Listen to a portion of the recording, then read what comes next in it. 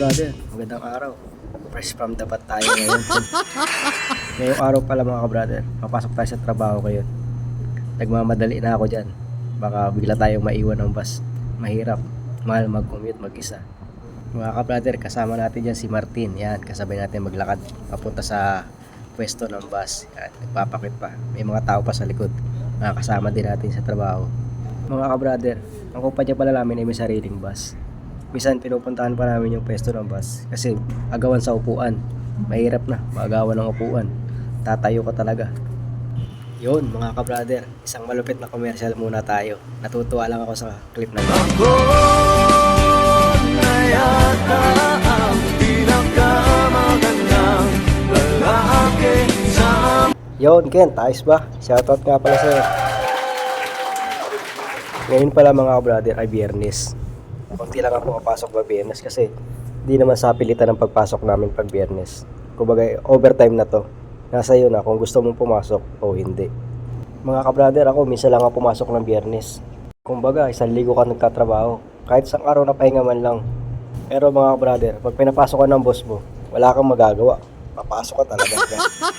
Kaya nga pala ako pinapasok ngayon mga ka-brother dahil may pinapatapos sa akin sticker. Yung 25 na joints. Napakadami nun. 3 row lang matatapos natin doon mga ka-brother. Yun mga ka-brother, maluwag ang upuan natin ngayon dahil konti lang ang pumasok pag Biyernes. Ito mga kaibigan natin. Yan, mga naglalambing yan. Yan, gusto nilang makita sa video eh. Out, mga bangili. Yan mga ka-brother, biyahe na kami. Medyo mga 45 minutes ang biyahe namin dyan mga brother. Hindi katulad dati, yung accommodation namin, kalapit lang ng workshop. Ngayon, pinalayo na kasi kami, bawal na. Kaya nga mga ka-brother, almost 1 hour ang nasasayang namin na oras sa pagpasok at pag-uwi. Kasi nakukuha lang sa biyahe. Hindi katulad noon, malapit lang accommodation namin. Pag out, yan, diretso bahay agad. Pagpasok, diretso workshop agad. Ngayon, bumabiyahe pa. Pero ngayon, unti-unti nasasanay na kami kasi magdadalawang taon na kami dito sa bagong accommodation namin. Ayun mga ka-brother, may napansin ako dito. Video natin yan. Si Boy ang tukin to, laging tulog to. Bumabiyahe, laging tulog eh. Ewan ko ba dyan? Kapapansin nyo mga ka-brother, napakalinis ng kalsada ng Saudi Arabia. Yan, walang traffic, di ba? Malinis, malawak. Ganyan sila kalinis dito. Hindi katulad dyan sa Pinas. Oops, wala akong sinabi ha. Mga ka-brother, isang malaking biyaya na makarating ako rito sa bansang Saudi Arabia. Unang-una, nakatulong sa pamilya ko. Nakatulong sa experience ko. Pasalamat din ako sa mga taong tumulong sa akin kung nasaan tayo ngayon. Kaya Diyos na po ang bahala sa inyo at alam ko ibubuhos ng Diyos ang biyaya na ipagkaloob sa inyo dahil mabuti ang puso nyo. Maraming salamat po sa inyo. Yun mga ka-brother, napansin ko malapit na pala kami dyan. Yan, konting kebot na lang ha. Sabi pala ng driver namin dyan, mag-stop over muna siya, bibili muna siya ng pang-almusal. Yun, nandito muna kami. Yan, mga kaibigan natin. Yung driver namin nasa dulo. Si Ashraf, shout out. Yan, si Jamal. Yan. Bibili kami dyan ng chai halip. Pampainit kasi taglamig ngayon. Saka konting pang almusal na din. Yan, shout out sa inyo mga kaibigan. Mga ka-brother, chai halip nga lang pala ang binili ko.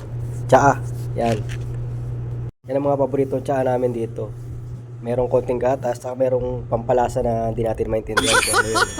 Mga brother, nandito na pala tayo sa workshop. Yan, nagbababaan na kami dyan sa bus. Yan, shoutout sa inyo mga kaibigan. Hey daddy, tingin naman dito. Ang suplado naman ito ni daddy. Panggali, tingin. Ayos, suplado talaga. Yun, mga ka-brother, mapapansin nyo, lahat kami yan halos may mga dala. Mga baon namin yan mga ka-brother. Kasi yan ang way namin para makatipid. Kasi ang mahal na mga bilihin. Yan ang bagay talaga pag nagbabaon. Malaki natitipid namin. Kahit pa ulit yung ulam namin, okay lang. Basta makaahon kami sa isang araw. Mga ka-brother, malaki ang workshop namin na yan. Hindi ko lang alam kung ilang square meters yan, pero napakalaki. 3 area yan eh. Pinagdikit-dikit. Yan, magta-time in na kami dyan mga ka-brother. Punta mo nag-aagawan. Ta-time in lang, sisiksikan pa. Oh. Mga ka-brother, baka hindi ka pa nakapalo. Baka naman. Maraming salamat po nga pala sa mga suporta nyo. Follow and share lang po. Marami pa tayong video na i-upload. Maraming salamat po ulit. God bless po sa ating lahat.